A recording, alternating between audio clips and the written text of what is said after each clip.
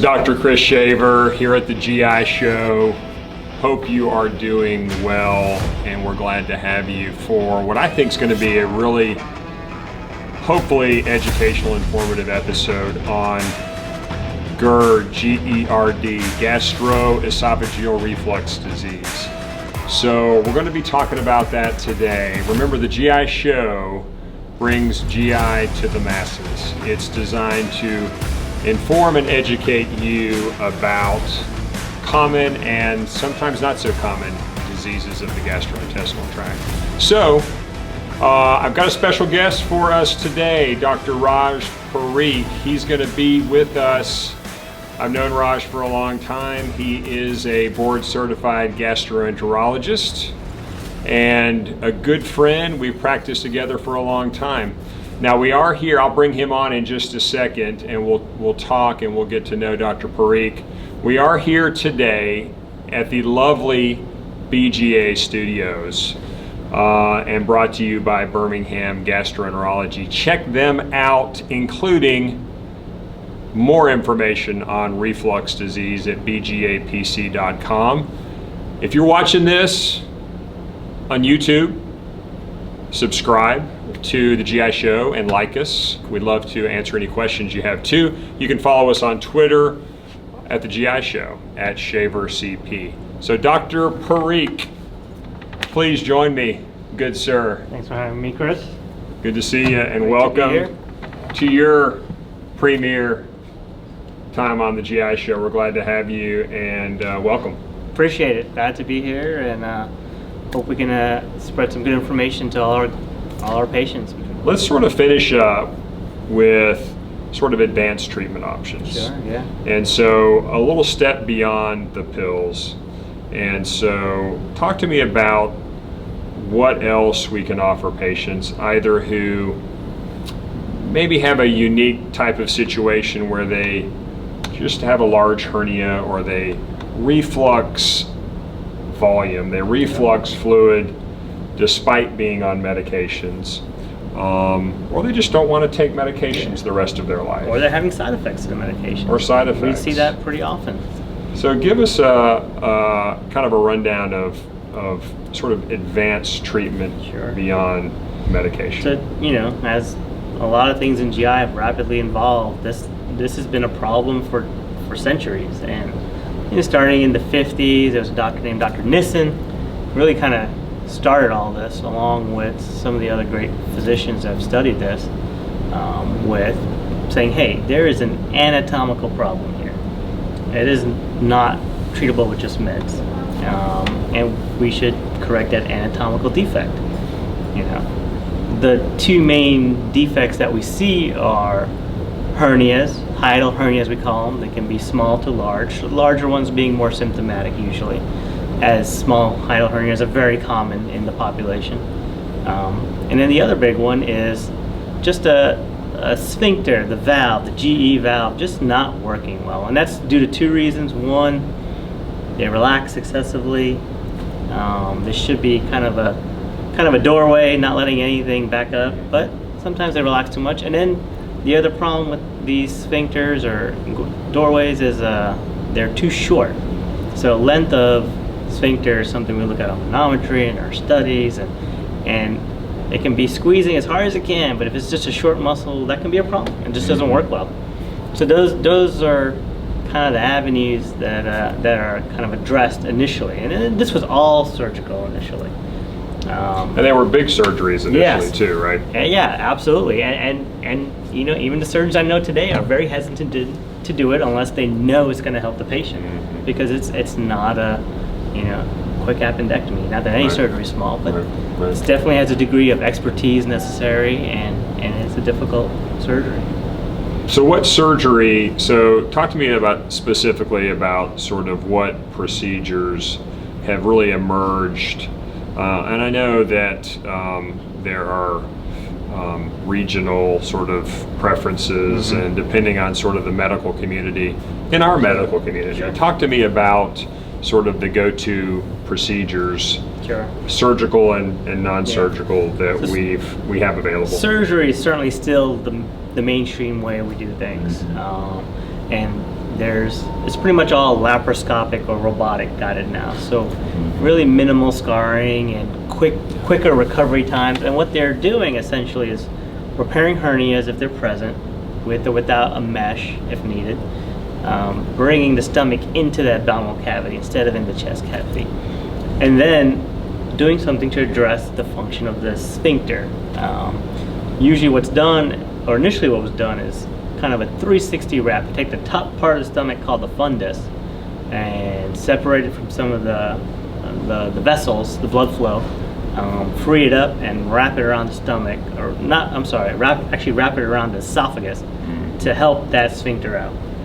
And that's been very effective for the right patient. It does have some side effects, bloating and sometimes trouble swallowing.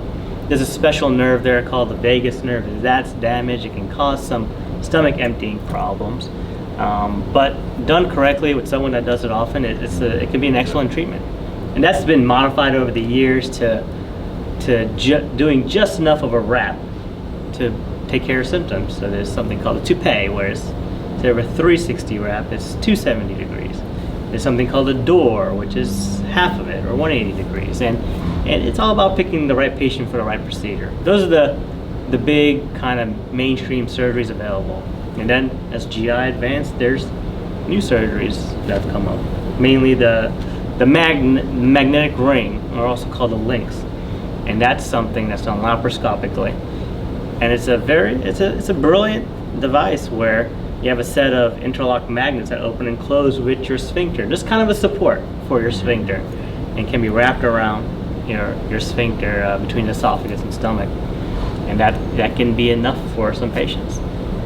But the gastroenterologists were not to be outdone. That's right. And so we've entered the arena.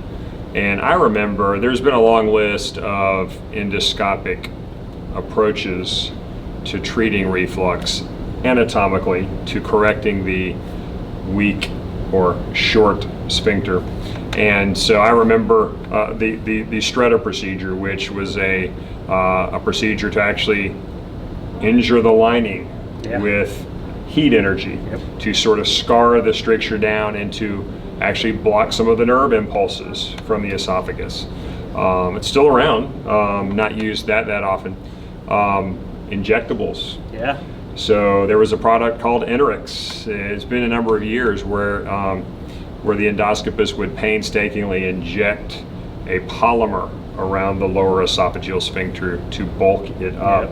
Support. And then there was an endoscopic sewing machine, and that's what I remember it as. Yeah, and, especially what it was. But it wasn't able to really get deep enough to really impact, acid exposure time in the esophagus. And now we have something that's, I think, pretty clever. It's called TIFF. Talk to us about TIFF. I know you're doing those. What's that all about? We started this program here in Birmingham.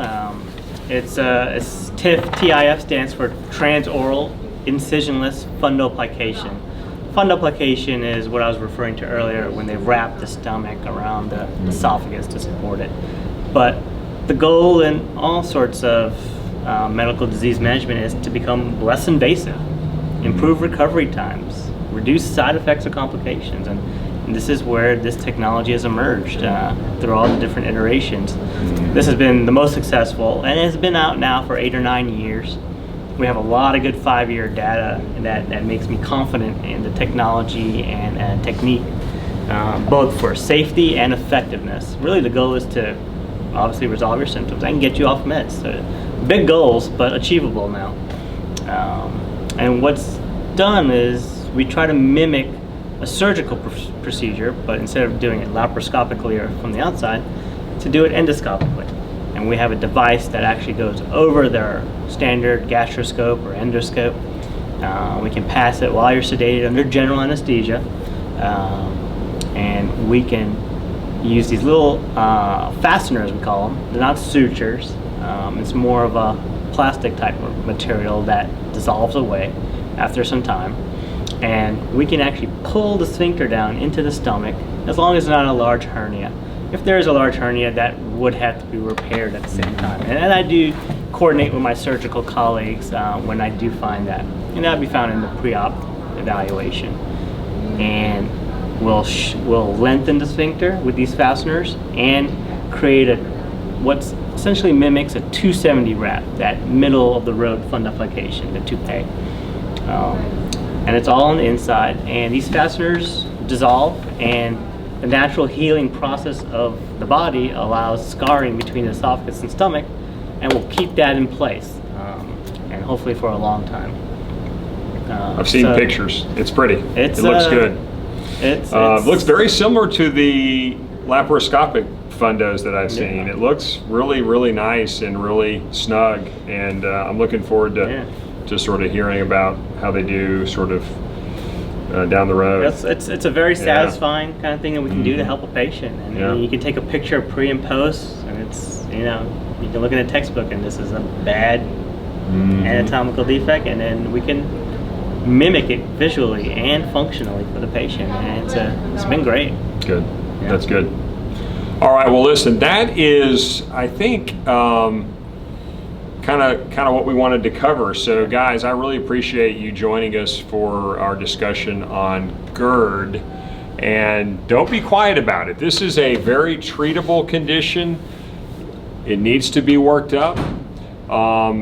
You know, I remember many years ago, I was down in the Florida Keys, and we were about to come home, and it was a spring break, and I ate some key lime pie about 9 p.m.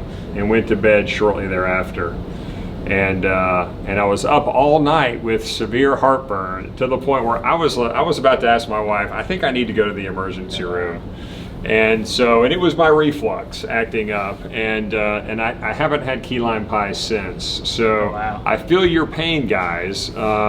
Whether it's key lime pie or whatever your trigger is, it's the real deal, and it can really affect quality of life. So we just want you to know that there are safe, both medical and endoscopic and surgical ways to approach this disease. Any other comments, summary points you want to make on Pre? The way 2020 is going, man, I'd suffer some reflux to go to Florida Keys right now. Let me tell you. But you guys be safe, you know, wash your hands, social distance, do what's right for you and your families, and we'll get through 2020 and look forward to getting back to our normal. Absolutely. So, from the shadow of Vulcan, thanks for joining us. Stay regular.